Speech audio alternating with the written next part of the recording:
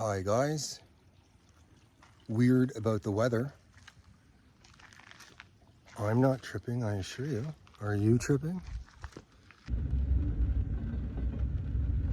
don't know what's going on there. We're back at Sugar Lake, fishing gear acquired. Cast a few as usual, feels like it's been a while. And see what the day develops. And we'll chitty chat while we do so. Too warm for a fire. Don't know if I would anyway, but it's too warm for that. So there won't be a fire on the agenda today. The water's crystal clear and the water's very high. Unlike myself.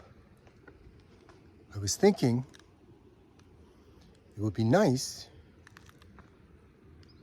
if it was possible while making these This Is Us videos to maybe interject some kind of story of some sort. We'll see.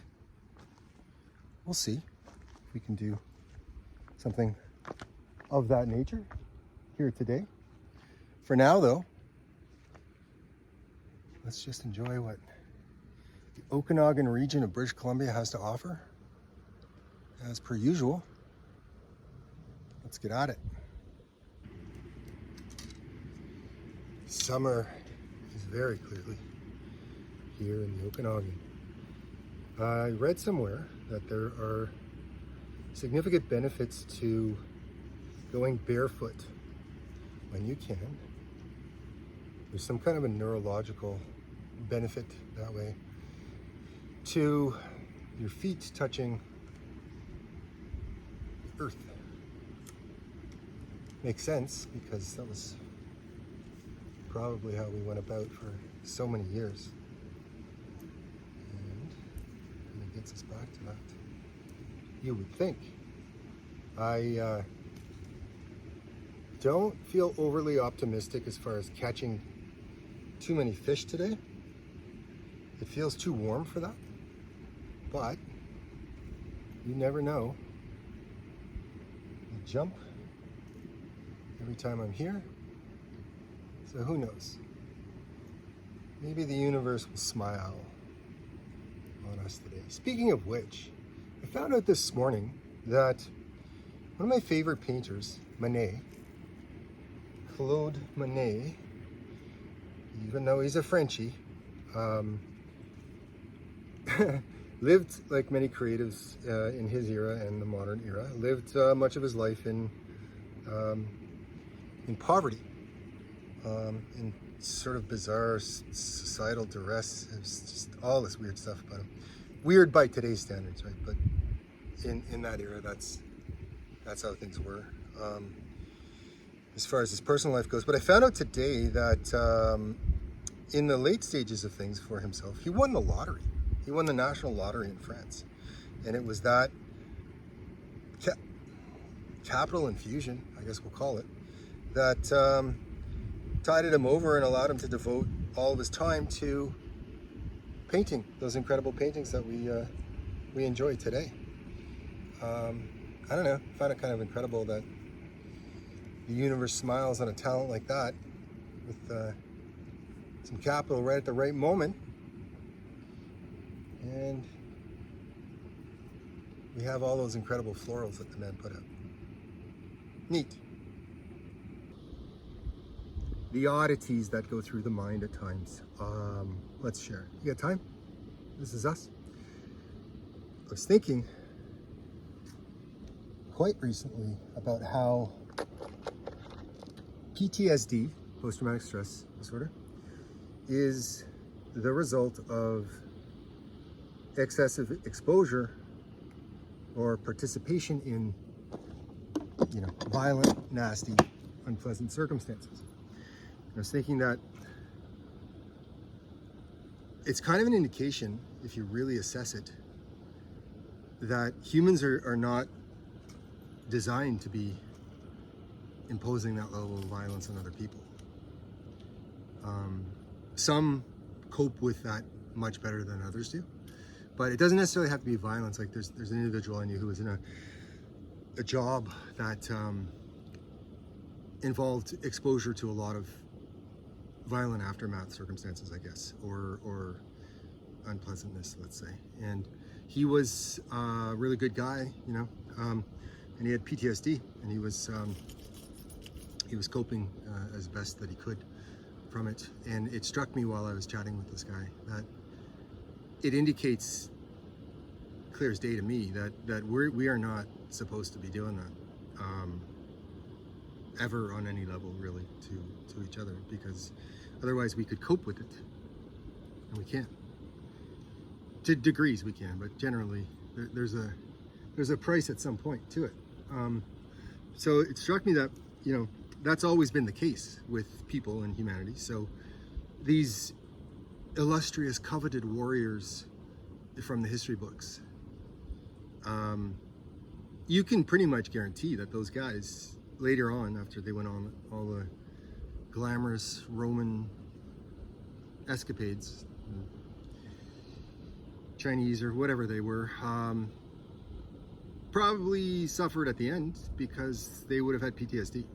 A couple thousand years ago, seeing a battle, even if you're victorious, they would have been, because they survived, right? Victorious on some level. They would have had PTSD, and large segments of the male populations in much of the world played the role of soldier / warrior, whether they cared to or not. It was just the way that was. And they would have fought, and they would have had PTSD. So I don't remember ever reading about historians really looking at this and seeing the effect on prominent individuals or societies in general. The fact that let's observe their historical circumstances from a very clear perspective that all the males were suffering PTSD, and probably a good number of females too. Yeah, just weird things that go through the mind as one goes about one's business. Let's fish to varying degrees of success. Fishing is therapy for me. You probably figured that out if you watched a few of these videos. Not really the priority. Kind of be nice, I guess, just to shake it up to catch something, but if I don't, that's fine too. Come with. Another thing that struck me as the mind wanders while one goes about one's business was that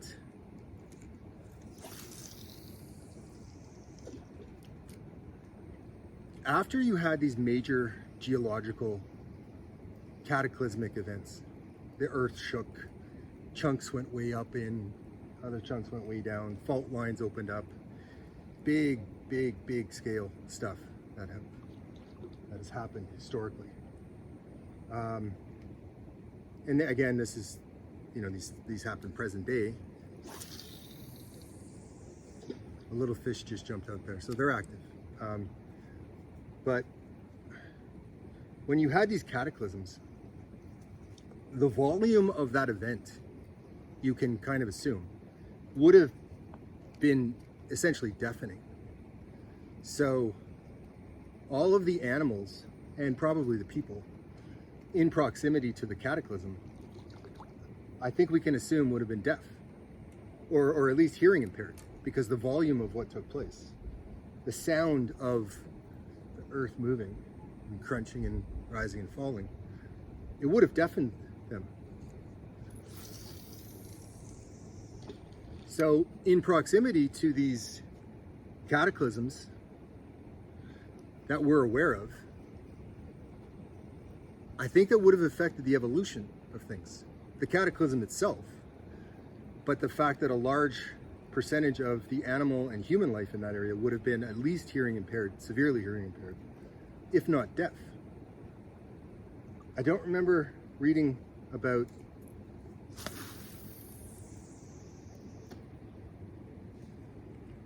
historians talking about that either, how catastrophic because, you know, the food source is gone, or the river now goes somewhere you can't get at it or whatever, but death too. And certainly an effect on the population that way.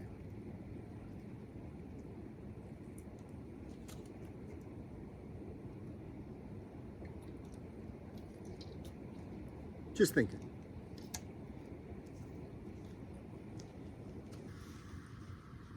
I used to chat quite often with a guy who had been a paramedic in an area of Vancouver where they very often needed ambulance care. Very wise individual to the ways of the world. And I asked him about, you know, anything that stood out, any patterns, anything like that.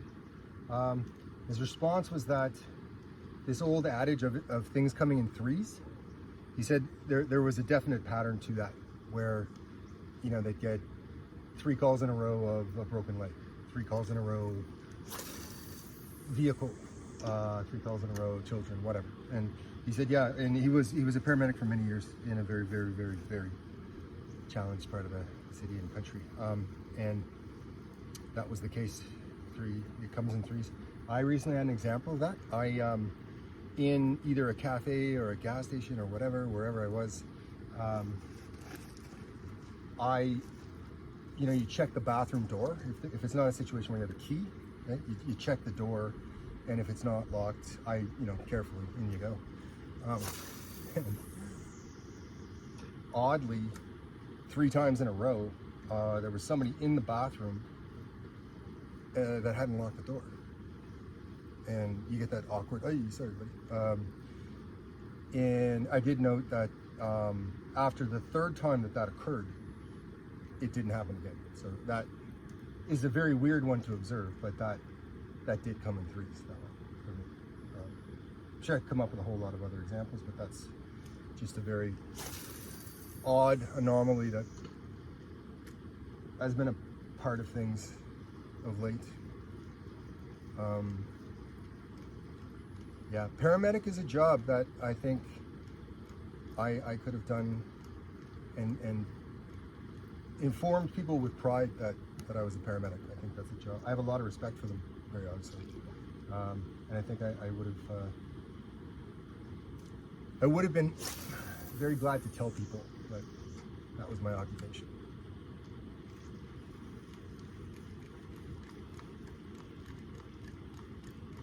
Ooh, she's a hot one. The summer is clearly here.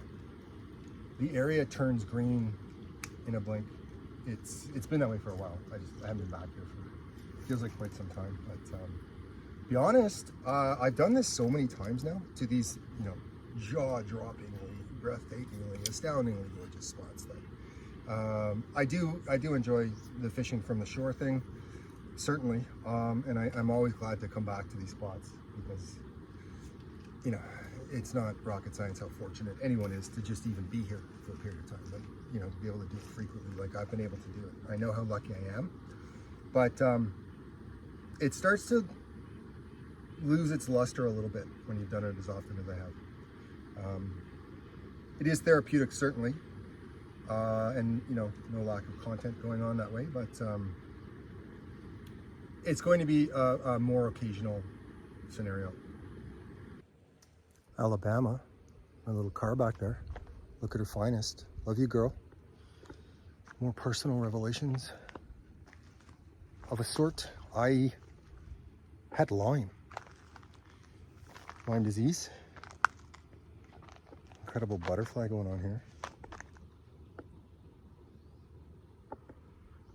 Yeah, I had Lyme. Didn't realize how bad that was until the symptoms started to relieve after a doctor I saw put me on antibiotics, and it didn't take long and it started to feel a lot better. It's a nasty thing. Got it from a bite, it would appear. So don't screw around with the Lyme. Antibiotics, you're pretty well good. As far as I know, anyway, worked for me. There's where we're at today. We've been here before. I have finished the first draft, very rough initial baby step first draft of my second novel, I will inform you of the name and things about it and such when it's for sale. But yeah, it's a huge thing for me to finish that. Prose is not an easy go for me. Screenplay is. I can whip off a screenplay in 3 hours. I actually have the next screenplay I'm going to do in my mind. The whole thing's it's done. But I don't want to start on that until I'm absolutely, completely, totally finished with this novel to a point where I can send it to the editor and let's get this going. So I never put a time frame on these things because it is a labor of love. And it's always easier to just let it flow, as it were. Again, my method for prose, though, is not an easy one. It doesn't suit my ADHD mind. But, I mean, I can tell a story, certainly. I've got too much material to deal with. And it's good. There's certainly, it's eccentric. This is how I'll describe it. And, yeah, I don't know. I'm glad... I'm very glad that I'm going to be able to say at some point in the not too distant future that, hey guys, I have a second novel out. My first one's called It's All Good. I'll show you, I think I have a copy of that here. I'll show you if you haven't seen it already. It's available on Amazon and Chapters Indigo, Kohl's. It's the major bookstore chain in Canada is all kind of one chain. And it's available in that bookstore. It's on Amazon as well. It's All Good by Pat Meehan is the first one. The second one's done. Very, very, very, very bare bones done. And something just caught my eye here. Just give me 1 sec here, guys.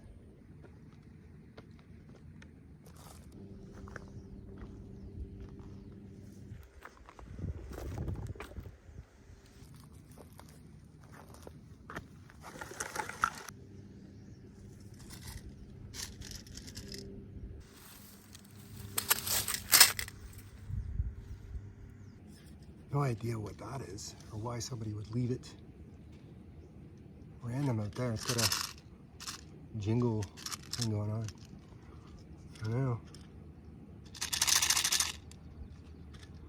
Do we dare?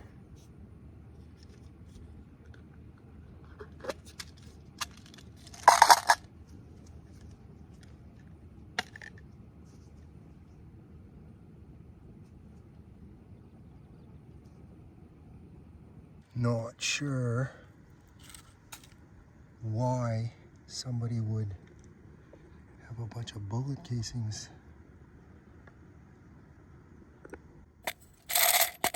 in this elaborate can out here.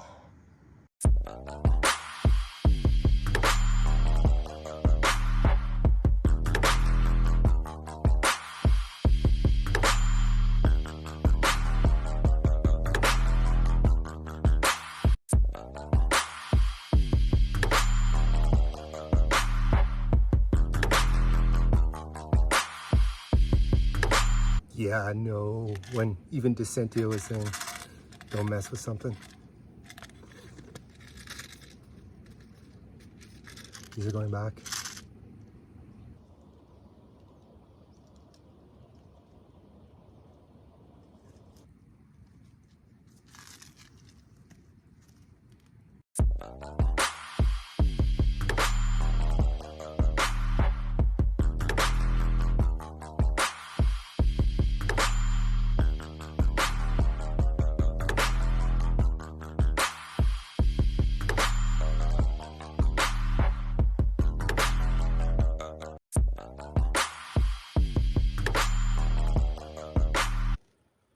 So the storyteller is certainly there, as is often evidenced in my spare time pursuits. And I'm gonna go ahead and with absolute certainty call that a blessing, because